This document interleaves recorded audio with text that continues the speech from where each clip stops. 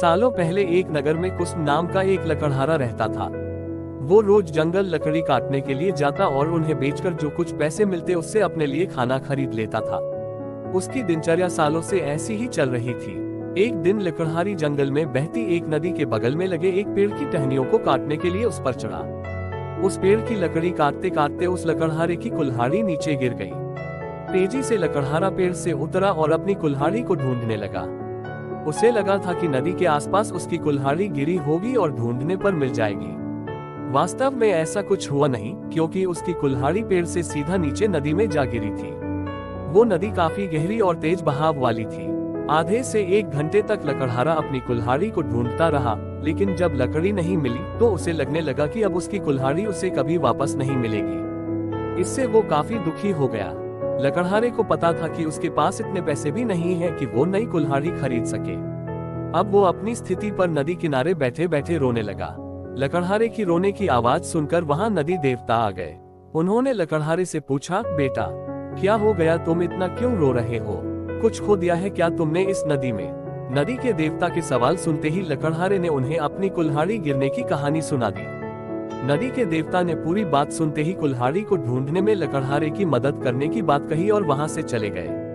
कुछ देर बाद नदी के देवता नदी से बाहर निकलकर आए और उन्होंने लकड़हारे से कहा कि मैं तुम्हारी कुल्हाड़ी लेकर आ गया हूँ।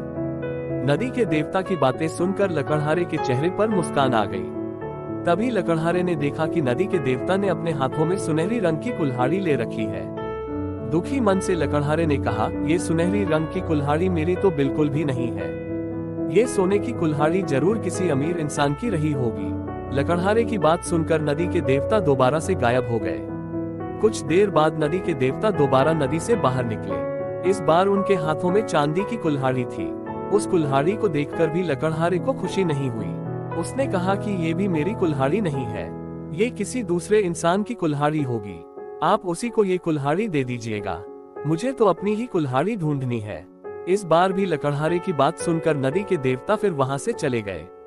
पानी में गए भगवान इस बार काफी देर बाद बाहर आए। अब देवता को देखते ही लकड़हारे के चेहरे पर बड़ी सी मुस्कान थी। उसने नदी के देव से कहा कि इस बार आपके हाथ में लोहे की कुल्हाड़ी है और लग रहा है कि ये मेरी ही कुल्हाड़ी है।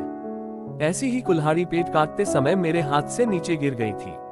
आप ये कुल्हाड़ी मुझे दे दीजिए और दूसरी कुल्हाड़ियों को उनके असली मालिक तक पहुंचा दीजिए। लकड़हारे की इतनी ईमानदारी और निष्पाप मन को देखकर नदी के देवता को काफी अच्छा लगा। उन्होंने लकड़हारे से कहा कि तुम्हारे मन में बिल्कुल भी लालच नहीं है।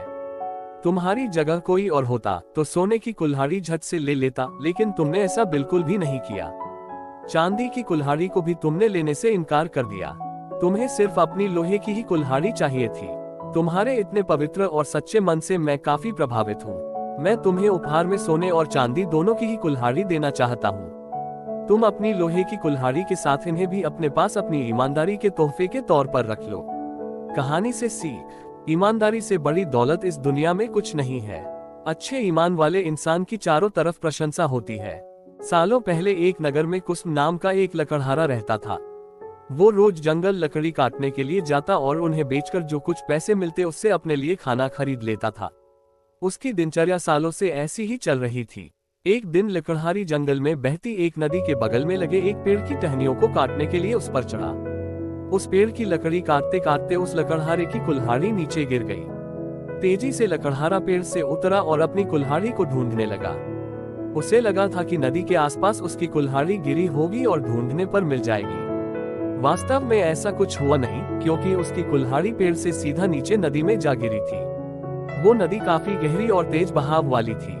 आधे से 1 घंटे तक लकड़हारा अपनी कुल्हाड़ी को ढूंढता रहा, लेकिन जब लकड़ी नहीं मिली तो उसे लगने लगा कि अब उसकी कुल्हाड़ी उसे कभी वापस नहीं मिलेगी। इससे वो काफी दुखी हो गया। लकड़हारे को पता था